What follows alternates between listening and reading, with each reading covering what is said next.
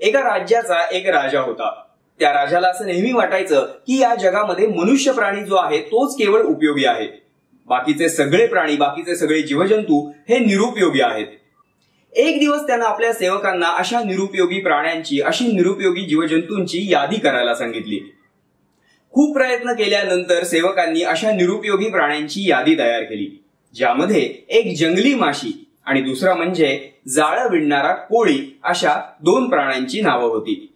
राजानंतर फरमानच काढलं, अशा निरुपयोगी प्राण्यांची, अशा निरुपयोगी जीवजंतूंची प्रजाती आपल्या राज्यातून त्वरित हद्दपार करावी।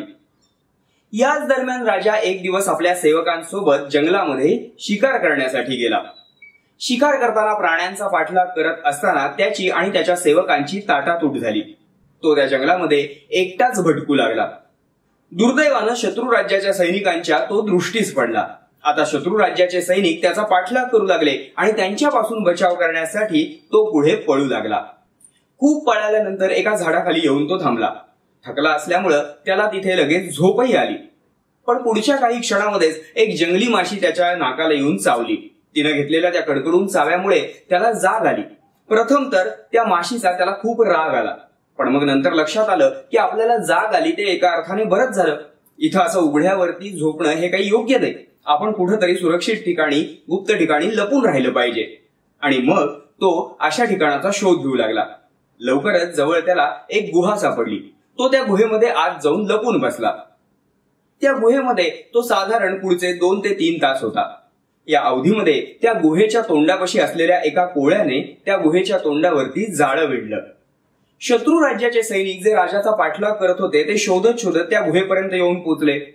एक सैनिक आता गुहेमध्ये आत जाऊन राजाला शोधणार इतक्यात दुसऱ्या सैनिकाची नजर त्या गुहेच्या तोंडावरशी असलेल्या कोळ्याने विणलेल्या जाळ्यावरती गेली।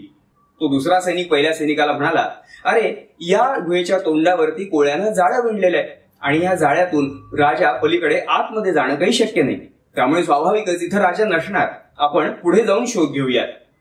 असं म्हणून ते सैनिक तिथून निघून गेले। सैनिकांचं हे संभाषण गुहेमध्ये आतमध्ये असलेला राजा ऐकत होता। त्याच्या डोक्यात चटकन प्रकाश पडला। ज्या छोट्याशा जंगली माशीला आणि ज्या छोट्याशा कोळ्याला आपण निरुपयोगी समजत होतो, त्या छोट्या जीवांमुळे आज आपला जीव वाचलेला आहे हे त्याच्या लक्षात आलं। छोटीशी गोष्ट पण खूप काही शिकवून जाते। परमेश्वराने निर्माण केलेल्या या सृष्टीतील प्रत्येक जीवाला काही ना काहीतरी हेतू आहे। कुठलाच जीव हा निरुपयोगी नाही। म्हणूनच आयुष्यामध्ये आपण सुद्धा कोणालाही किंवा स्वतःलाही कधीच निरुपयोगी समजता कामा नये। रविवारची ही छोटीशी गोष्ट तुम्हाला कशी वाटली हे कमेंटमध्ये आम्हाला नक्की कळवा।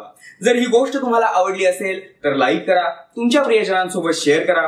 या आणि अशा बोधप्रद, प्रेरणादायी गोष्टींचा आनंद घेण्यासाठी आमच्या आविष्कार आर्ट्स अँड क्रिएशन्स या चॅनलला जरूर सबस्क्राईब करा। धन्यवाद।